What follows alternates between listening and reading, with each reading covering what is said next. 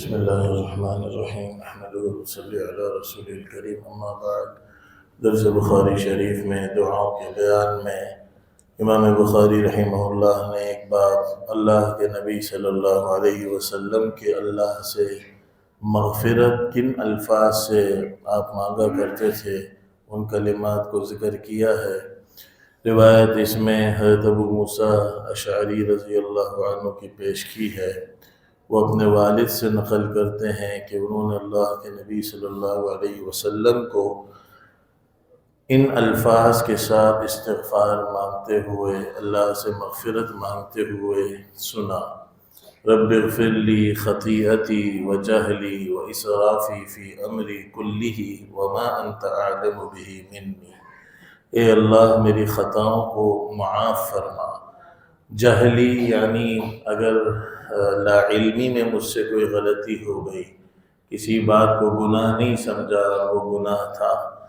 اسرافی حد سے تجاوز کر گیا کسی بھی معاملے میں، اور جو کچھ اے اللہ آپ کو میرے گناہوں کے بارے میں معلوم ہے۔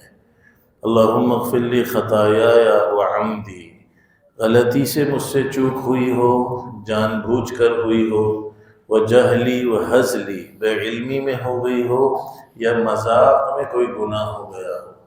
وَكُلُّ ذَلِكَ عِنْدِي، اور اے اللہ یہ سارے گناہوں کی قسمیں میری زندگی میں موجود ہیں۔ یہ کون کہہ رہا؟ اللہ کے نبی حضرت محمد رسول اللہ صلی اللہ علیہ وسلم، جن کے بارے میں اللہ سورہ فتح کی دوسری آیت میں فرما رہے لِيَغْفِرَ لَكَ اللَّهُ مَا تَقَدَّمَ مِن ذَنبِكَ وَمَا تَأَخَّرَ۔ اگر آپ سے کوئی غیر اولا کام ہو بھی گیا تو اگلے پچھلے ہم نے سب معاف کر دیے۔ وہ اللہ کے نبی اللہ سے کن الفاظ کے ساتھ دعائیں مانگ رہے ہیں؟ اسی طرح اللہم اغفر لی ما قدمت وما اخرت، اے اللہ جو میں نے پچھلے گناہ کیے، جو آگے کے میرے گناہ ہیں، ما اسررت وما اعلنت، جو میں نے چھپ کر کیے، جو لوگوں کے سامنے میں نے گناہ کیے، سب کو معاف فرما۔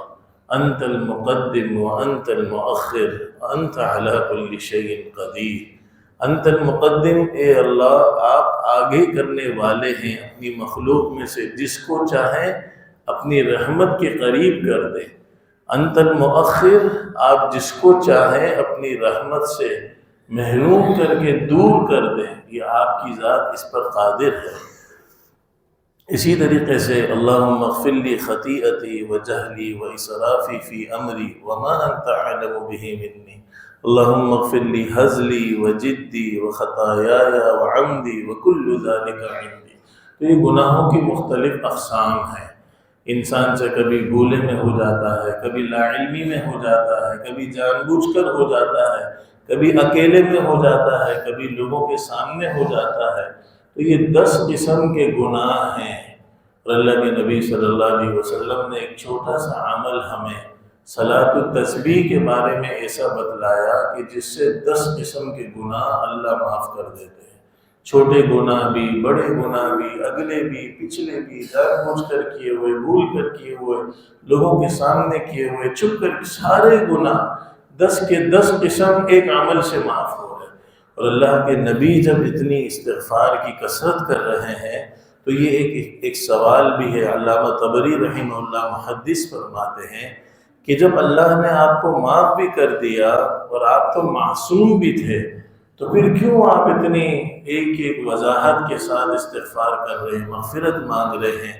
تو ایک جواب تو یہی ہے کہ بعض اوقات بھول کر، غفلت کی وجہ سے، بشری تقاضے سے خلاف اولا کوئی کام ہو گیا، اس پر بھی اللہ سے معافی مانگ رہے ہیں۔ گناہ نہیں تھا لیکن خلاف اولا کوئی کام ہو گیا۔